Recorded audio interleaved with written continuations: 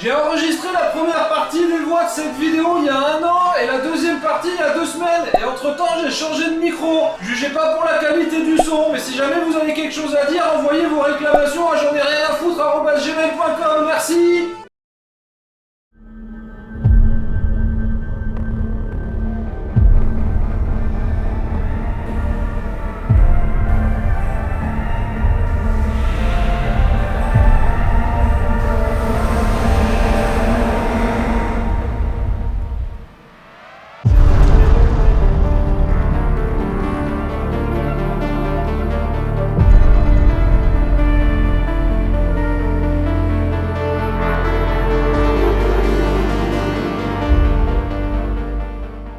Bon, quand on parle d'analyse de jeux vidéo, il est très facile de se perdre parmi les nombreux sites qui proposent de tester une œuvre pour savoir si elle vous correspond ou non. Les fameux tableaux des pour et des contre, les notes finales, les on a moins aimé, les on a aimé, tout ça, on connaît. Tous ces paramètres permettent de définir si un jeu va plaire ou non à un certain type de public, et c'est extrêmement utile pour savoir si votre budget en vaut la chandelle.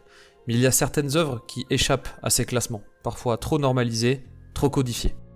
Cette analyse n'a pas pour but de prouver que le jeu est bon ou ne l'est pas, elle n'a pas non plus pour but de décortiquer chaque système mis en place, et comment le joueur va les utiliser.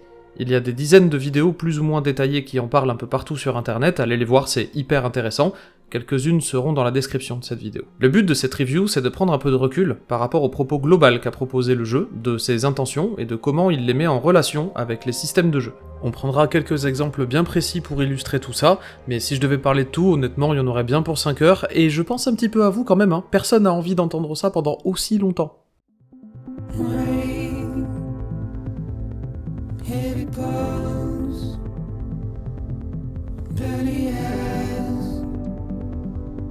Sweaty clothes, the routine that I've learned to understand and know. Play my tricks, fragile mind, risk your head.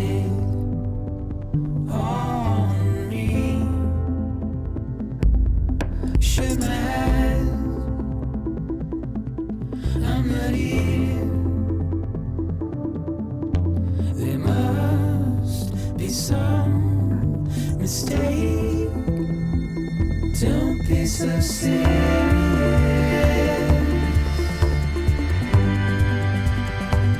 Don't be so serious.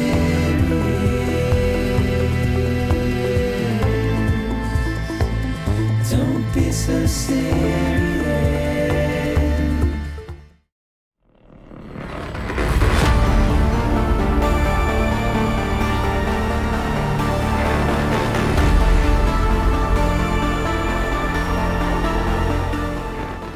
Dans Death Stranding, nous incarnons un porteur, une sorte de livreur.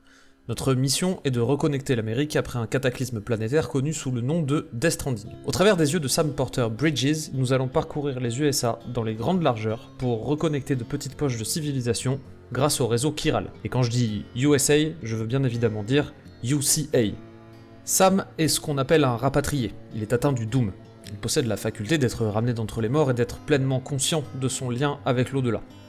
Pour une explication plus poussée du concept, je vous renvoie au wiki officiel du jeu qui sera disponible en description. Le Death Stranding ayant tout emporté sur son passage et détruit absolument toute forme de vie, il est logique que l'environnement que vous allez explorer soit vide. À part les personnages que vous allez rencontrer, et dont vous ne verrez que les hologrammes pour la plupart, il n'y a aucune forme de vie organique présente dont vous ferez la rencontre lors de vos pérégrinations. En gros, à part les mules, pas d'animaux, pas de monstres, pas de mobs, rien. Les hologrammes sont également une critique acide de la société moderne où les êtres humains se fuient et ne se voient qu'au travers d'écrans, même si c'est un propos relativement évident.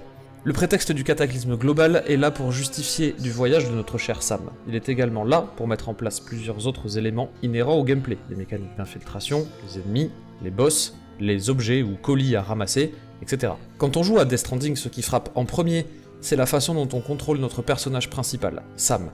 Il est lourd, lent, il met du temps à réagir, il se cogne, chute, trébuche.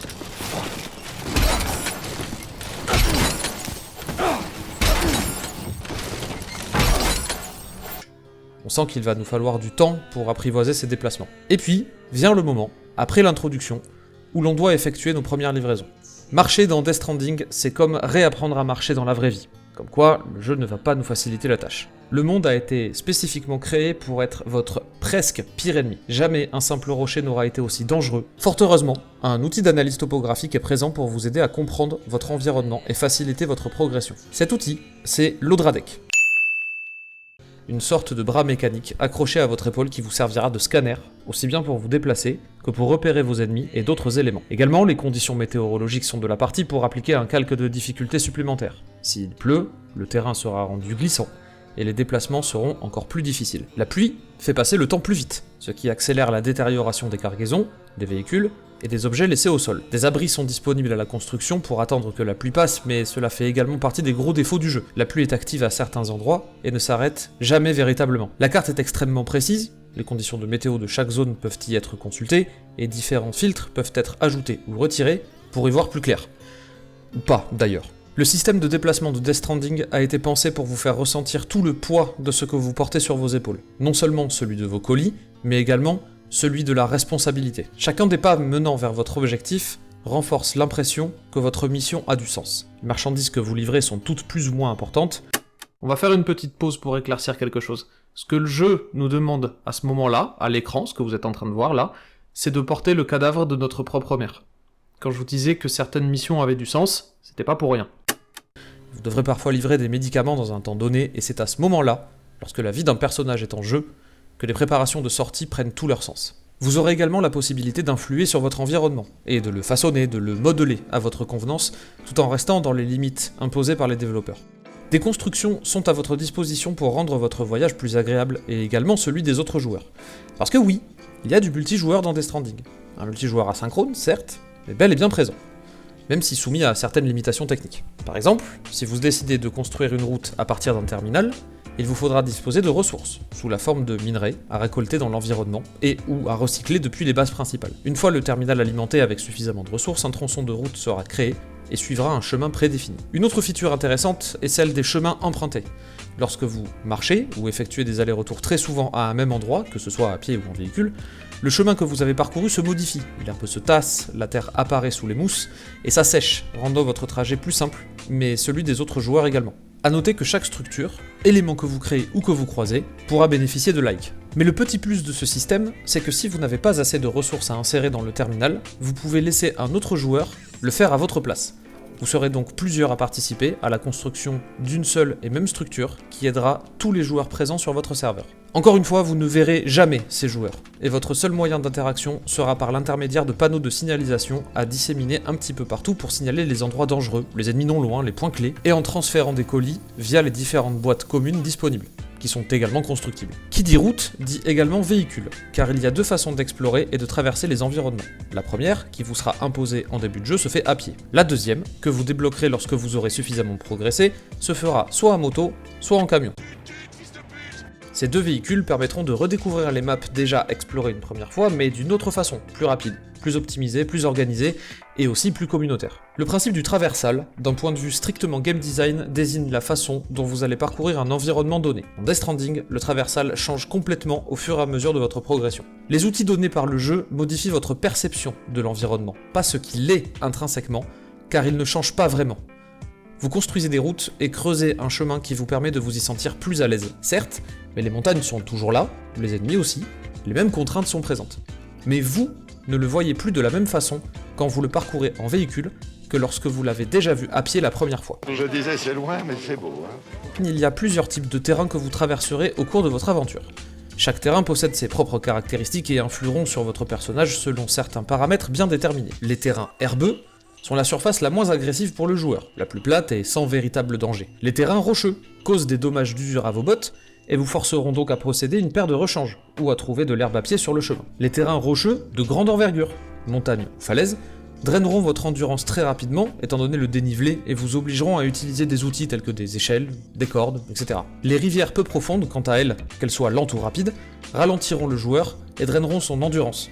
Idem, utilisation d'outils si vous voulez vous faciliter la vie. Et pour finir, les rivières profondes, lentes ou rapides également, Identique aux rivières peu profondes, mais le joueur peut se noyer et donc mourir. Les outils sont quasiment indispensables pour les traverser. Ces différents terrains et leurs combinaisons donnent lieu à des situations de jeu et de traversales différentes, qui impactent le joueur d'une multitude de façons. Toujours en restant dans l'angle level design, on peut utiliser ces outils que sont les conditions environnementales pour challenger le joueur et tester sa compréhension des systèmes. L'environnement est vivant, et il influera directement sur l'état d'esprit du joueur.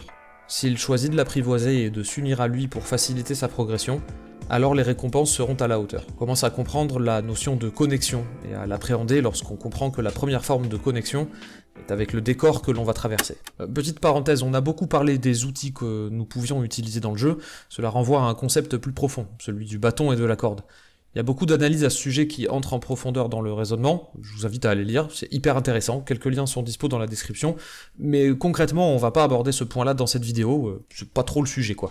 C'est à partir de maintenant et après ce descriptif plus que bref que nous allons rentrer dans le vif du sujet.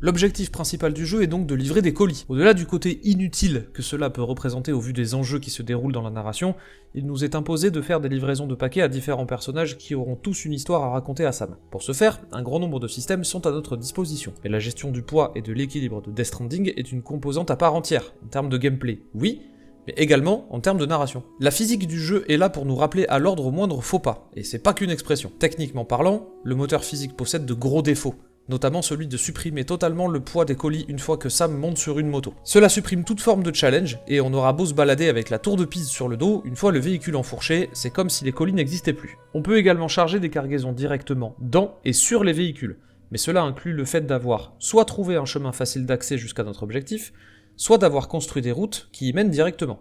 Car si vous laissez votre cargaison sur un véhicule et que vous vous éloignez trop de ceux-ci, vos colis seront considérés comme perdus. Les colis doivent être parfaitement équilibrés sur notre dos en cas de déplacement à pied. Et, même si une touche est disponible dans le menu de livraison pour arranger le tout automatiquement, une optimisation manuelle sera parfois préférable. Prenons par exemple une livraison de pizza. Oui, on devra livrer des pizzas dans le jeu.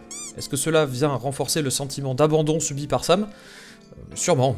Après tout, le monde est détruit et notre responsabilité est de le reconstruire, et on nous envoie livrer des pizzas ? Des conditions de livraison doivent être respectées pour que celles-ci soient considérées comme réussies. La première, c'est que la pizza doit arriver en bon état, de mémoire, ne pas être endommagée au-delà de 70%. Et la deuxième, c'est qu'elle doit être stockée à l'horizontale en toutes circonstances. Si on utilise la fonction de réorganisation automatique des marchandises, alors la pizza sera stockée telle que le système l'aura décidé. C'est un petit colis, plat, qui pèse pas très lourd. Il sera donc accroché en fonction de votre charge à un endroit marqué comme étant libre, ce qui ne veut pas dire que les conditions de stockage seront respectées. Cela peut donc être sur l'épaule, en bas du sac à dos, dans une poche. Le colis sera soit écrasé par la charge qu'il subira, soit stocké à la verticale, auquel cas la mission sera déjà fortement compromise avant même d'avoir commencé. De même, lorsqu'un trop grand nombre de colis est stocké de façon anarchique sur le sac à dos, l'équilibre de Sam s'en verra très fortement impacté, et par conséquent, votre gameplay. Une fois une certaine limite de poids atteinte, Sam sera lent, accablé par le poids de la charge qui lui pèse sur le dos. Il suffit que les colis soient mal équilibrés pour que Sam ne soit plus stable lors de ses déplacements, et comme on l'a vu plus haut, le terrain et l'environnement peuvent être très vicieux. Globalement, tout le design des déplacements de Sam est orienté autour de sa gestion du poids. Plus la charge est optimisée, et mieux vous pourrez vous déplacer. Des exosquelettes peuvent être créés pour augmenter le poids maximum que vous pouvez porter et vous faciliter la tâche. Certains vous permettront d'aller plus vite sans augmenter la limite de poids, et d'autres vous permettront de porter plus sans augmenter votre vitesse de déplacement. Des petits robots pourront effectuer certaines livraisons à votre place, mais sans garantir un score de livraison parfait. Il vaudra donc mieux les faire soi-même si on veut être sûr que le travail est bien fait.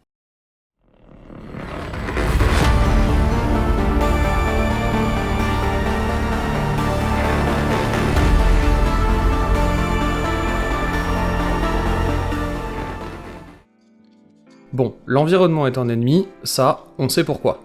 Mais contre un ennemi dans un jeu vidéo, qu'est-ce qu'on fait en général? On l'élimine, on récolte de l'expérience, des objets, bref, on obtient une récompense et on passe à la suite.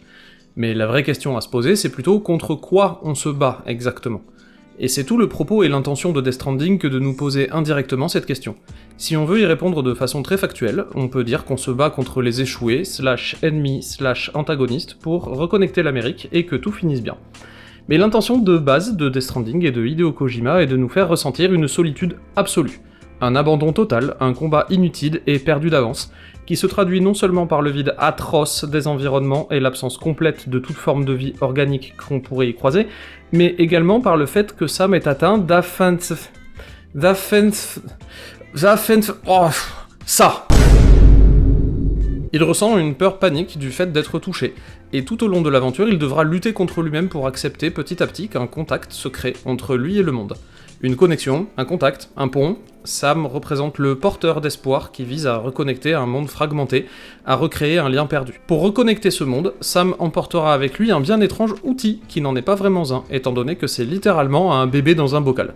Un bibi ou brise-brouillard. Ce bébé est tout ce qu'il y a de plus vivant, c'est un être humain enfermé dans un bocal, même si c'est ultra glauque, mais qui possède la capacité de se connecter à l'au-delà et donc de repérer les entités qui naviguent entre les deux mondes. Ces mêmes entités représentées sous la forme d'échoués, les fameux ennemis du jeu.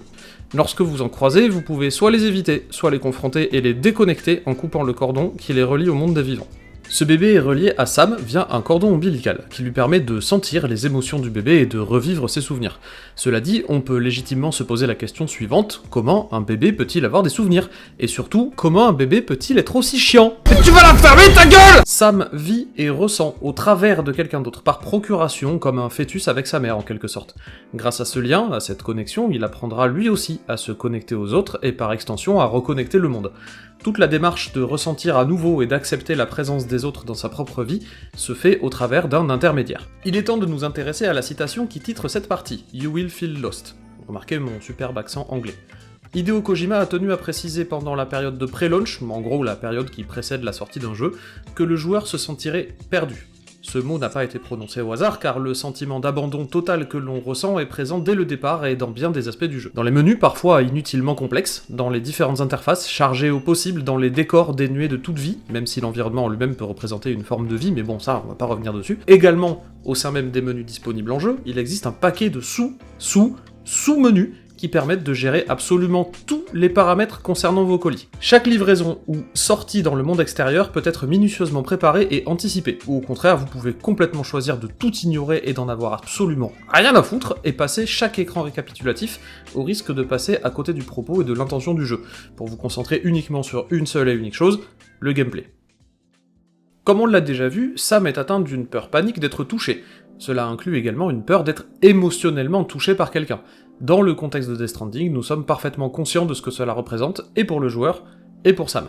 Il est perdu au milieu des autres, cela renforce encore plus le sentiment d'isolement jusque dans les cinématiques où la mise en scène fabuleuse vient à nouveau nous jeter en pleine figure que Sam est tout seul et qu'il refuse volontairement de se lier à d'autres personnes. Sam doit porter la responsabilité de la tâche qui lui a été confiée, au propre comme au figuré. Que nous incarnions un livreur au lieu du traditionnel héros de jeux vidéo capable d'absolument tout et étant le protagoniste parfait n'est pas anodin.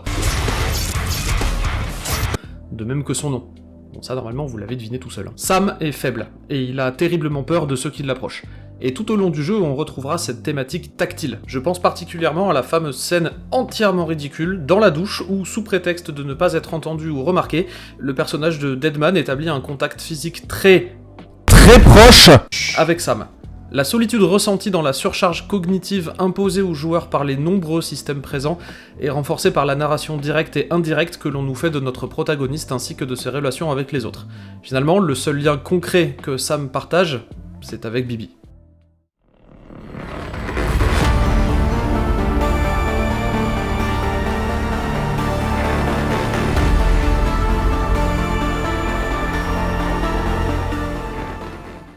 Derrière cette maxime parfaitement adaptée au sujet traité, qui vient du poète Edmond Haraucourt, chose que j'ignorais, se trouve un des points les plus importants de Death Stranding. La mort est une composante essentielle du jeu. Sam étant un rapatrié, il possède la capacité de revenir d'entre les morts grâce à la grève. Dans Death Stranding, la grève est appelée Beach, globalement c'est une sorte de plage reliant le monde des vivants à celui des morts. Une fois passé de l'autre côté, le joueur passe en vue à la première personne et se retrouve au fond de l'eau. Il peut voir certains échouer et se servir de leur cordon ombilical pour remonter à la surface pour ainsi revenir parmi les vivants. Parfois, on peut aussi apercevoir les corps d'autres joueurs, reliés à la surface via leur cordon ombilical et également les entendre appeler Sam, action que vous pouvez réaliser dans le jeu vous-même. En général, personne vous répond. On a suffisamment constaté l'omniprésence des signes de vie au sein du jeu. Le fait même que nous portions un bébé accroché à notre ventre devrait donner assez d'indices pour savoir que jouer à Death Stranding est une expérience particulière traitant de sujets sensibles, la vie, la mort, le deuil et les likes sur internet. Pour illustrer mon propos, nous allons prendre le personnage de Mama, de son vrai nom Malingen, incarné par Margaret Qualley. Mama est également la sœur jumelle de Lockney. Ces deux sœurs sont, comme Sam, atteintes du Doom, ce qui leur permet d'être entièrement conscientes de leur connexion avec l'au-delà et de pouvoir établir une forme de communication entre les mondes. Bon, là, accrochez-vous, on entre dans le dur des scénarios à la Kojima. Mama et Lockney sont deux scientifiques ayant mis au point le réseau Chiral, permettant de connecter tous les points clés du jeu entre eux. La partie hardware pour Mama et la partie software pour Lockney. Gardez en tête que ces deux sœurs sont comme un seul esprit dans deux corps. Lockney, au cours de ses travaux au sein de l'organisation Bridges, tombera amoureuse d'un homme qui décédera dans un accident, laissant Lockney dans un état suicidaire et dépressif très lourd. Sentant la détresse de sa sœur, Mama proposera à Lockney d'avoir un enfant. L'œuf de Lockney et l'utérus de Mama en seront les deux composantes de création. Durant une attaque terroriste, Mama se retrouvera enfouie sous les décombres du bâtiment dans lequel elle donnait naissance alors à l'enfant de Lockney, ceci en pleine césarienne. Oui, je vous avais dit qu'il fallait vous accrocher. Elle put survivre car elle a en même temps donné naissance à cet enfant, une fille, de l'autre côté, sur la grève. Concept que nous avons déjà abordé plus haut. Se retrouvant liée à cet enfant mort-né grâce au cordon ombilical permettant de relier les échoués au monde des vivants, Mama fut changée à jamais et put continuer de vivre, à condition qu'elle reste liée à cet enfant, ce qui incluait le fait de couper le lien indéfectible qu'elle entretenait avec sa sœur. Lorsque Sam la rencontre, Mama accepte sa requête de se lier à nouveau à sa sœur dans le but d'améliorer le réseau chiral et d'aider Sam à accomplir sa tâche. Cette volonté de se lier à nouveau à Lockney demandera cependant à Mama de sacrifier le lien qui l'unit à leur fille, et donc de risquer sa vie. Ce geste étant impossible à réaliser pour une mère, Mama accepte tout de même de littéralement couper le cordon avec sa fille morte née et ainsi mettre sa propre existence en balance. Sam s'en verra confier la responsabilité. S'ensuit une séquence de gameplay qui m'a particulièrement touché, accompagnée d'une bande-son absolument incroyable, composée par Ludwig Forssell. Le morceau The Severed Bond qui est joué lors de cette scène est un pur bijou, qui viendra pousser le joueur au fond de son canapé. Sam devra couper le cordon qui relie Mama à sa fille à l'aide de ses menottes chirales, et ce sera au joueur d'appuyer sur la touche correspondante. Sans déconner, j'en ai des frissons encore aujourd'hui. Please, Sam.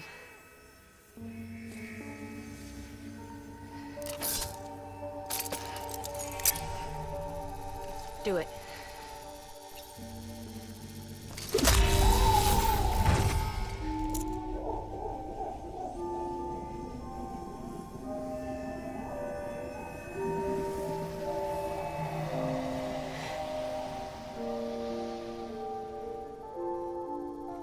Goodbye.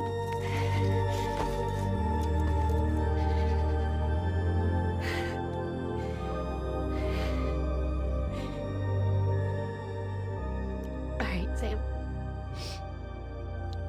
Take me home to Lockman.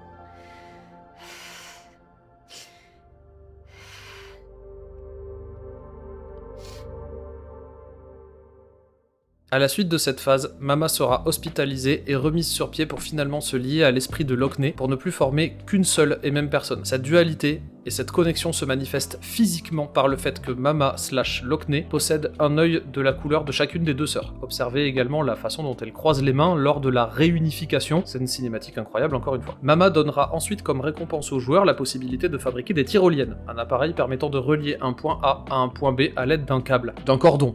Enfin, comme ça, c'est comme vous voulez finalement. La thématique de la connexion, du cordon reliant les deux points, se retrouve jusque dans les éléments de gameplay accordés aux joueurs. Et c'est en ce point précis que le propos narratif est servi par des situations de gameplay et des intentions de jeu.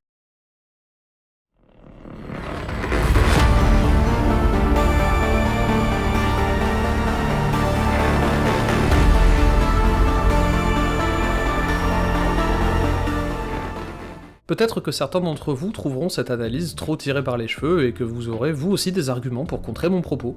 Estimez que Death Stranding est juste un walking simulator raté avec une gestion de la physique anarchique et un propos narratif tellement cryptique qu'il en devient incompréhensible. Si c'est le cas, n'hésitez pas à l'indiquer dans les commentaires. Bon, soyons honnêtes 2 secondes, c'est du Kojima tout craché, inutilement complexe, verbeux, obscur, on comprend rien, il faut lire des centaines et des centaines de mails, de documents, fouiller le moindre petit recoin, aller dans chaque endroit possible et écouter la moindre ligne de dialogue pour arriver à capter ne serait-ce qu'un tout petit fragment de scénario autre que celui qui nous est jeté en pleine figure. Et encore, nous n'avons pas parlé du personnage d'Amélie, ni de Higgs ou de Hartman, ni du principe de K/A, ni parlé de la fameuse scène de fin lorsque Sam et Amélie sautilent joyeusement sur la plage et... Non, vous savez quoi, je vais vous la montrer. Let's go home. How do we do it? Do we jump like Fragile? No. The beach goes the whole way. We run together. Run? Yeah. Like Mario and Princess Peach.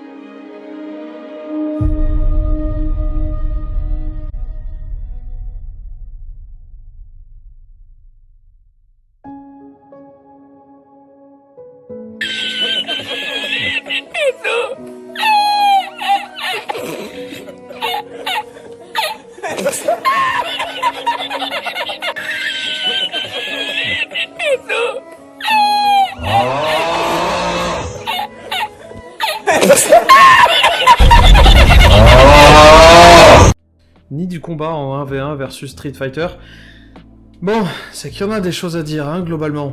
Mais on n'est vraiment pas rentré dans les détails. On n'a pas non plus parlé de Cliff, ni de Die Hard Man, et on n'est vraiment pas rentré dans les détails avec Deadman. Non, en vrai, ça prendrait véritablement 5 heures. J'ai pas le temps, et là, c'est beaucoup trop long. Allez, vas-y, on s'arrête, parce que là, c'est bon, ça suffit, hein. Il faut se rendre à l'évidence, l'histoire de Death Stranding peut être résumée en une seule ligne. Il faut sauver la princesse. Mais toutes les histoires du monde peuvent être résumées en une seule phrase, c'est d'ailleurs ce qui fait toute la profondeur des œuvres les plus marquantes. Dans Call of Duty, il faut tuer les méchants, dans Terminator, il faut sauver le futur, dans Metal Gear Solid, il faut éviter une guerre nucléaire, et dans Super Mario, il faut sauver la princesse. Mais peu importe les clés que nous avons en main pour atteindre notre but, dans un jeu comme dans la vraie vie, l'important, c'est de connecter les points. Once there was an explosion. A bang which gave birth to time and space. A bang which set a planet spinning in that space. A bang which gave rise to life as we know it.